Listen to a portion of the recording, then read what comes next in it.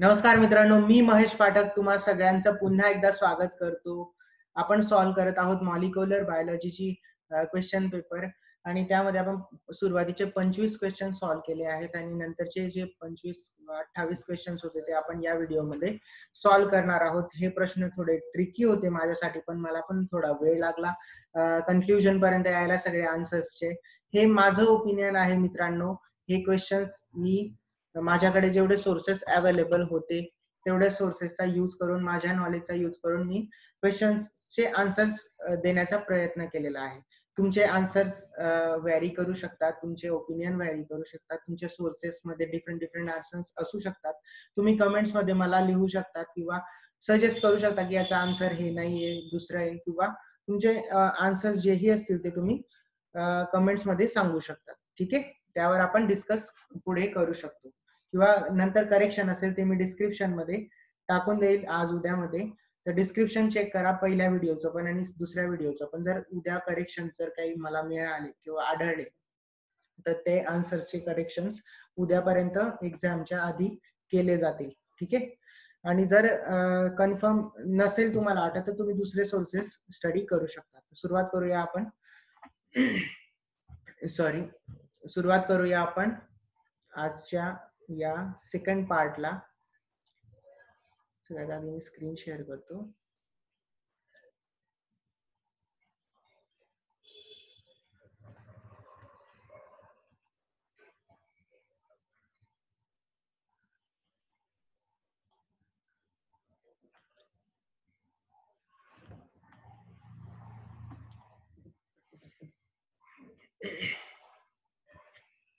तर या ठिकाणी मित्रांनो बघा, ही क्वेश्चन पेपर जी आपल्याला युनिव्हर्सिटीने प्रोव्हाइड केली होती, सुरुवातीचे 25 क्वेश्चन्स आपण सॉल्व्ह केले आहेत. ज्यांनी ते पार्ट 1 पाहिला असं नसेल त्यांनी आधी पार्ट 1 पाहून घ्या.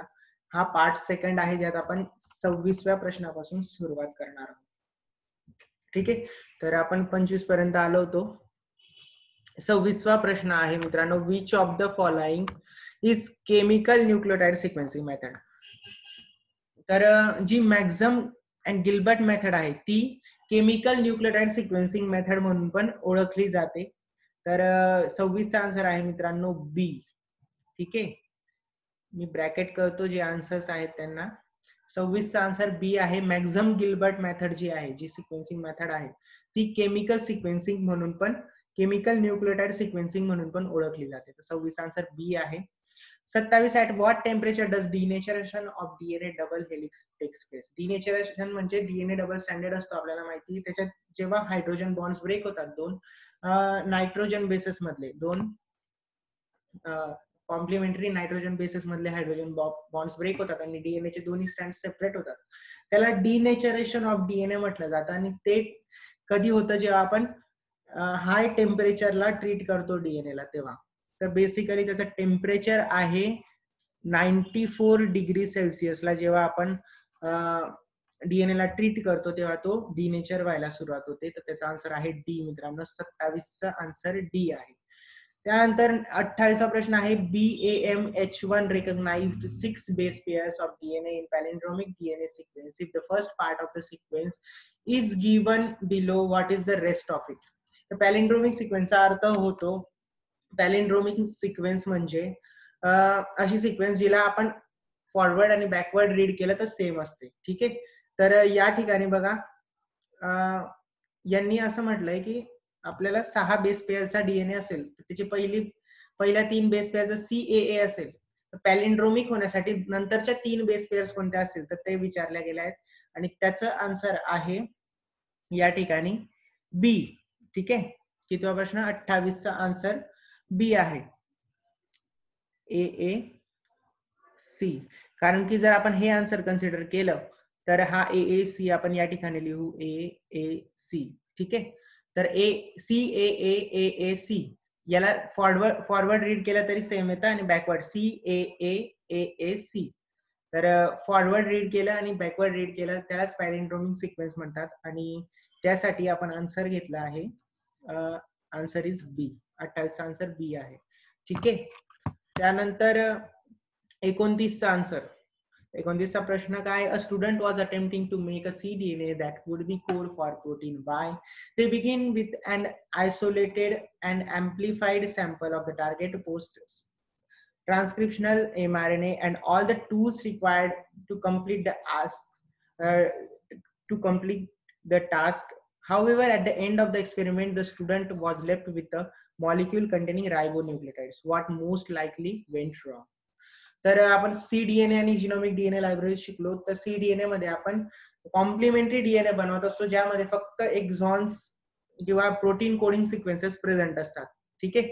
तर यांनी एक एक्झाम्पल दिलंय आपल्याला आणि शेवटी ते असं म्हणतात की सगळे मटेरियल घेतल्यानंतर किंवा सगळे रिक्वायरमेंट ज्या असतात cDNA लायब्ररीसाठीच्या त्या घेतल्यानंतर शेवटी एक्सपेरिमेंटच्या एंडला काय उरलं आपल्याकडे, तर रायबोन्यूक्लियोटाइड्सच उरले. आपल्याला cDNA अपेक्षित होता पण रायबोन्यूक्लियोटाइडच उरले. तर काय असेल जे मिसिंग असेल एक्सपेरिमेंट मध्ये, काय गोष्ट विसरली असेल ती विचारली आहे. आन्सर्स ऑप्शन्स दिलेले आहेत आपल्याला, बरेचसे ऑप्शन्स दिले आहेत, 4 ऑप्शन्स आहेत. 29चा आन्सर आपण घेतला आहे D, the student forgot to add reverse transcriptase. हे माझं मत आहे. यात maybe I am not 100% sure about this answer, तुम्ही कन्फर्म करू शकता. पण माझ्या मते रिव्हर्स ट्रान्सक्रिप्टेज एन्झाइम लागतो आपल्याला mRNA ला, जो मॅच्युअर mRNA असतो त्याला cDNA मध्ये कन्वर्ट करण्यासाठी आपल्याला रिव्हर्स ट्रान्सक्रिप्टेज एन्झाइम लागतो. आणि तो जर ऍड नाही केला तर आपल्याकडे काय उरलं, रायबोन्यूक्लियोटाइड सिक्वेन्स उरली, जी की RNA सिक्वेन्स आहे. ठीक आहे. तर त्यासाठी याचा आन्सर मी डी, कन्क्लुजन या क्वेश्चनचं डी हे आन्सर काढलेलं आहे. तुमचा आन्सर व्हॅरी असेल तर तुम्ही कमेंट मध्ये मला सांगू शकता. ठीक आहे. 30वा प्रश्न आहे, a student adds Taq polymerase nucleotide and primer to a test. सोपा प्रश्न आहे. What procedure are they most likely going to do next. तर हे रिक्वायरमेंट्स दिले आहेत. तर ती रिक्वायरमेंट्स काय आपल्याला माहिती, टॅग पॉलिमरेज आपण पीसीआर साठीच यूज करतो. टॅग पॉलिमरेज पीसीआर साठीच यूज केला जातो. तर बेसिकली याचा आन्सर सिंपल आहे. 30चा आन्सर आहे डी. ठीक आहे. कारण की या ज्या रिक्वायरमेंट असतात Taq polymerase, nucleotides and primer and test tubes, या सगळ्या आपल्याला पीसीआर साठी लागत असतात. त्यामुळे 30चा आन्सर आहे डी. त्यानंतर 31 आहे, PCR is an excellent method of generating copies of DNA. If a single piece of double stranded DNA is put into the PCR machine, how many double stranded segments will be there after 3 rounds? 3 rounds नंतर किती segments असतील, double standard segments असतील. तर आपण पाहिलं की पहिल्या round मध्ये एक पीस टाकला आपण डीएनएचा, दुसऱ्या राऊंड मध्ये आपल्याला एकाचे 2 होतील. ठीक आहे. आणि पहिल्या राऊंड मध्ये एकाचे 2 होतील, दुसऱ्या राऊंड मध्ये 2चे 4 होतील. ठीक आहे. आणि तिसऱ्या राऊंड मध्ये 4चे 8 होतील. तर 3 राऊंड नंतर आपल्याला 8 सेगमेंट्स मिळतील डीएनएच्या. आणि या ठिकाणी आपल्याला ऑप्शन दिले आहेत 8 segments with 2 original strands paired आणि 8 segments with 2 original strand on different segments. आणि 16 सेगमेंट्स प्रोड्यूस होत नाही, त्यामुळे 8च सेगमेंट होत आहेत. तर ए आणि बी मधनं आन्सर असेल. तर आन्सर आहे याचं बी. कारण की बघा, जेव्हा हे पहिले दोन्ही स्टँड सेपरेट होतील तेव्हा या जुन्या स्टँडवर एक नवीन स्टँड सिंथेसाइज होईल आणि या जुन्या स्टँडवर एक नवीन स्टँड. त्यामुळे पहिल्या स्टँड मध्ये दोन्ही स्टँड सेपरेट होऊन गेले, म्हणून ते different stands on the different segments असतील. पहिले जे 2 स्टँड होते ते डिफरंट 3 सायकल नंतर आपल्याला दुसऱ्या सेगमेंट्सवर बघायला मिळतील. त्यामुळे याचा आन्सर आहे बी, 8 segments with 2 original stand on different segments. जे ओरिजिनल स्टँड आपण पहिल्या राऊंडला टाकले होते ते डिफरंट सेगमेंट्स मध्ये असतील आणि आपल्याला अल्टिमेटली 8 सेगमेंट्स मिळतील डीएनएच्या after 3 rounds of the PCR. पहिल्या राऊंड मध्ये 2, दुसऱ्या राऊंड मध्ये 2चे 4, तिसऱ्या राऊंड मध्ये 4चे 8. 8 segments and both the original stand will be on both the original segments will be both the original stands will be on different segments. त्यानंतर 32वा प्रश्न आहे, what is the not true about the genetically modified Bt crops. तर Bt crops वर हा प्रश्न आहे. The technique has been applied to several species of crops. तर आपल्याला नॉट ट्रू स्टेटमेंट विचारलं. नॉट ट्रू कोणतं स्टेटमेंट रॉंग आहे. तर हा प्रश्न माझ्याही कृतीच्या थोडा बाहेर होता. मी या टॉपिकशी रिलेटेड जास्त स्टडी केला नाही, पण मी तरी केला आणि कन्फ्युजनवर आलो आहे. 32चा आन्सर मी काढला आहे सी. तर बी, कारण की a the technique has been applied to several species. BT crops खूप साऱ्या क्रॉप्सवर केली जाते, त्यामुळे आपण ए हे स्टेटमेंट राईट आहे, ट्रू आहे. बी स्टेटमेंट काय आहे, the source of organism for the gene is soil bacterium, right आहे. सॉइल बॅक्टेरियम जो आहे आपला बॅसिलस, त्याचं नाव मी आता विसरलो, पण तो जो बॅक्टेरिया आहे तो सॉइल बॅक्टेरियम आहे. Bt brinjal has been commercially exploited, याच्याबद्दल पण मी न्यूज वाचल्या थोड्याशा. बीटी ब्रिंजल बद्दल काही कॉन्ट्रोवर्सीज आहेत आणि त्यामुळे मी 32चं कन्क्लुजन काढलं आहे आन्सरचं C. The transferred gene exist in several early form. Rather की मी या आन्सर बद्दल पण शुअर नाही आहे, बट स्टील आय फील मी जर एक्झाम मध्ये असतो तर मी सी ला टिक केलं असतं. ठीक आहे, कारण की तिन्ही स्टेटमेंट बद्दल मी शुअर आहे की ते ट्रू आहेत, पण या स्टेटमेंट बद्दल मी शुअर नाही की ते ट्रू आहे की रॉंग, राईट आहे, सॉरी ट्रू आहे की फॉल्स आहे. त्यामुळे सीच उरलं तर मी सी ला टिक केलं असतं. ठीक आहे. त्यानंतर 33वा प्रश्न आहे मित्रांनो, which organism among the following was not use in genetic engineering program leading to the development of golden rice. Golden rice मध्ये गोल्डन राईसच्या डेव्हलपमेंटसाठी हे तिन्ही ऑर्गॅनिझम्स यूज होतात. Erwinia uredovora, Agrobacterium tumefaciens whatever, Narcissus, pseudo Narcissus. Sorry for my pronunciation, but the answer is E. coli. ठीक आहे, E. coli नाही use होत गोल्डन राईस साठी. Organism among the following was not use विचारलंय, कोणता organism नाही use होत, तर E. coli यूज नाही होत. त्यामुळे 33चं आन्सर आहे ए. ठीक आहे. 34वा प्रश्न आहे, plasmids are used as a cloning vector for which of the following reason. Plasmids काय यूज केले जातात ऍज अ क्लोनिंग वेक्टर्स, तर हे खूप सारे ऑप्शन दिले आहेत आपल्याला. Can be multiplied in culture, self replication in bacterial cells, can be multiplied in laboratories with the help of enzymes, replicate freely outside the bacterial cells. 34चा answer आहे B, self replication. आपल्याला माहिती की plasmid हा extra chromosomal DNA आहे आणि तो की ॲबिलिटी ठेवतो स्वतःमध्येच रेप्लिकेट करण्यासाठी, स्वतःमध्येच ओरिजिन ऑफ रेप्लिकेशन असतो त्याच्यात, त्यामुळे तो रेप्लिकेट करू शकतो आणि तीच क्वालिटी त्याला मदत करते आणि त्याचसाठी आपण त्याला ऍज अ व्हेक्टर म्हणून यूज करत असतो रिकॉम्बिनंट डीएनए टेक्नॉलॉजी मध्ये. त्यामुळे 34चा आन्सर आहे बी. 35वा प्रश्न आहे, the DNA fragments have sticky ends due to. Sticky ends का असतात, कशामुळे असतात, या प्रश्नात पण मी ए आणि सी मध्ये कन्फ्युज होतो, पण मी फायनल कन्फ्युजन काढला आहे 35चं ए. कारण की एंडोन्यूक्लियस जो एन्झाइम आहे तो मधून डीएनए ला कट करत असतो आणि मोस्टली तो स्टिकी एंड्स प्रोड्यूस करत असतो. स्टिकी एंड्स काय असतात की एंड्स असे प्रोड्यूस होतील की ज्यांचे जे न्यूक्लियोटाइड्स असतील ते अशा प्रकारे अलाइन होतील की ते जर जवळ आले तर ते स्टिकी, ते लवकर जॉईन होऊन जातील एकमेकांना. ठीक आहे, तर एक प्रकारे अशा प्रकारे मी डायग्राम काढायचा प्रयत्न करतो. अशा प्रकारे आपल्याला जेव्हा एंडोन्यूक्लियस कट करेल डीएनए ला, एंडोन्यूक्लियस आपल्याला माहिती की मधून कट करतो आणि एक्झोन्यूक्लियस आपल्याला माहिती की बाहेरून कट करतो. तर अशा प्रकारे स्टिकी एंड्स, तर हा न्यूक्लियोटाइड आणि हा न्यूक्लियोटाइड एकमेकांना जॉईन होऊ शकतील, तर यांना स्टिकी एंड्स, ते एकमेकांना लवकर चिपकतील किंवा जॉईन होतील. तर त्याचा आन्सर त्यासाठी the DNA fragments have sticky ends due to. कशामुळे स्टिकी एंड्स, तर एंडोन्यूक्लियस ऍक्टिव्हिटीमुळे. मला unpaired bases, due to unpaired bases मुळे स्टिकी एंड्स पण आन्सर वाटत होतं, पण मी ए सोबत जातोय की 35चा आन्सर ए आहे. तर तुमचा आन्सर वेगळा असेल तर तुम्ही कमेंट मध्ये सांगू शकता.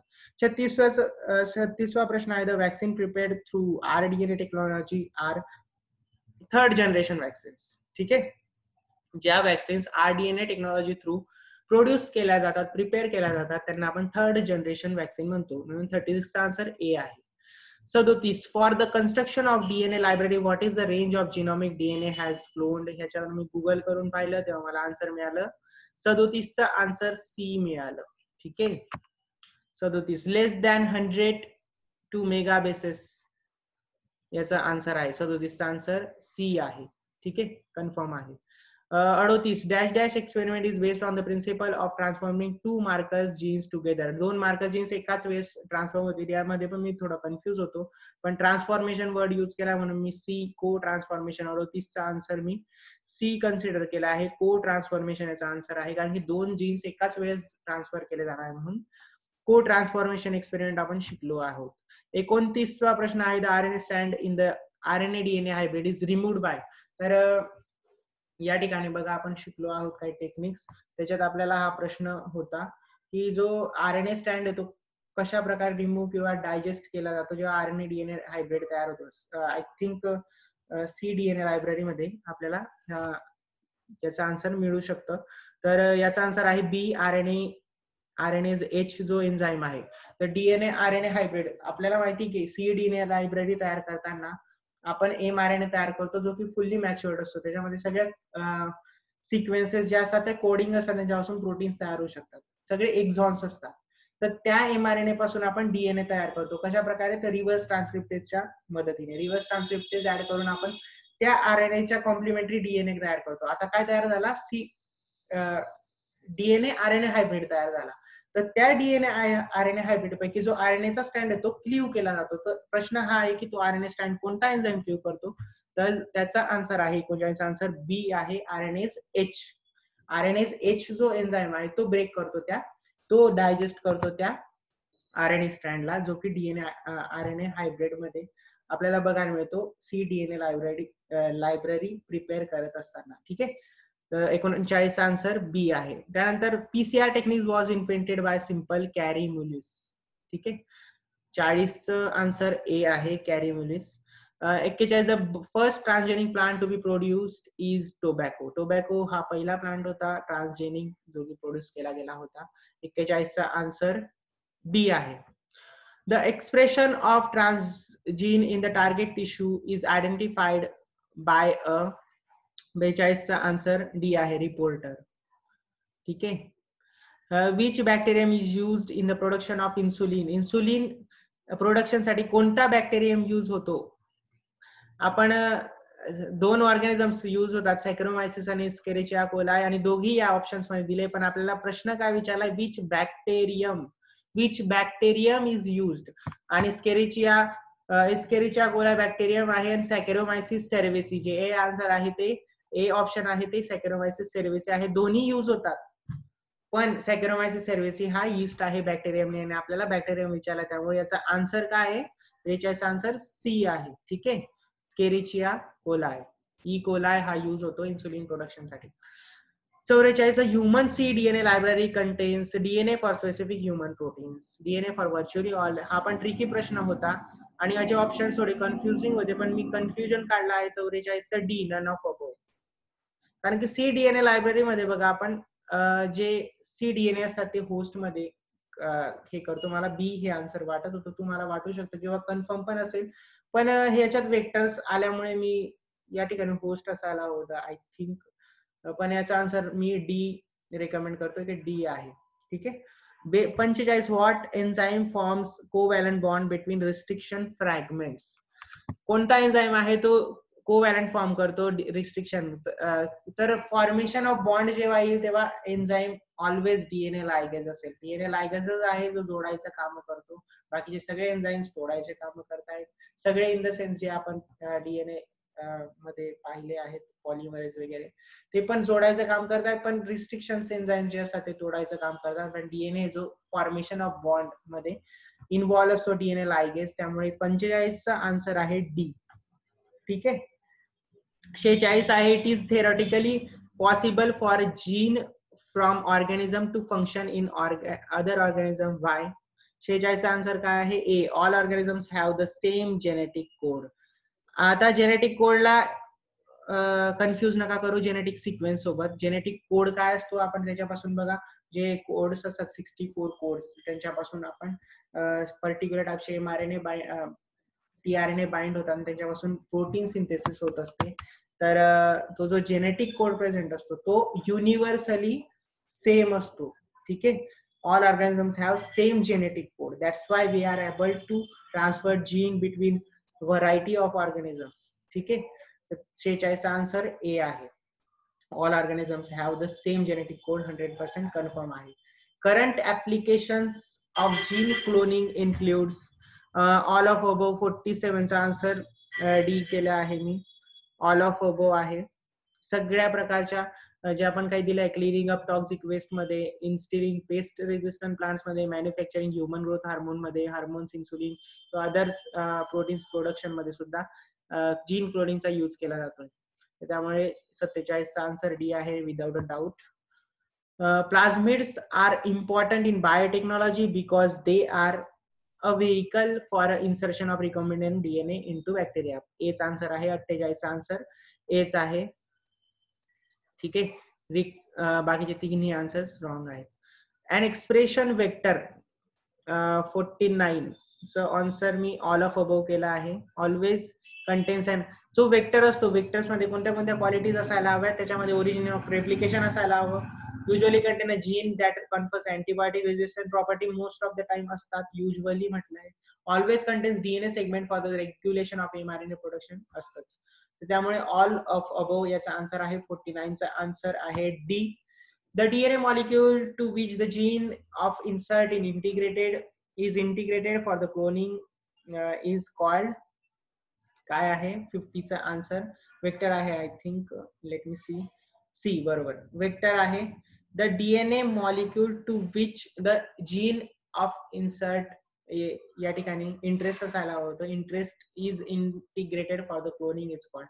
त्या मॉलिक्यूल मध्ये आपण एक आपला जीन ऑफ इंटरेस्ट जो टार्गेटेड जीन आहे तो टाकत असतो आणि तो नंतर as a vehicle through transfer केला जातो होस्ट ऑर्गॅनिझम मध्ये, जिथे तो क्लोन होईल. ठीक आहे.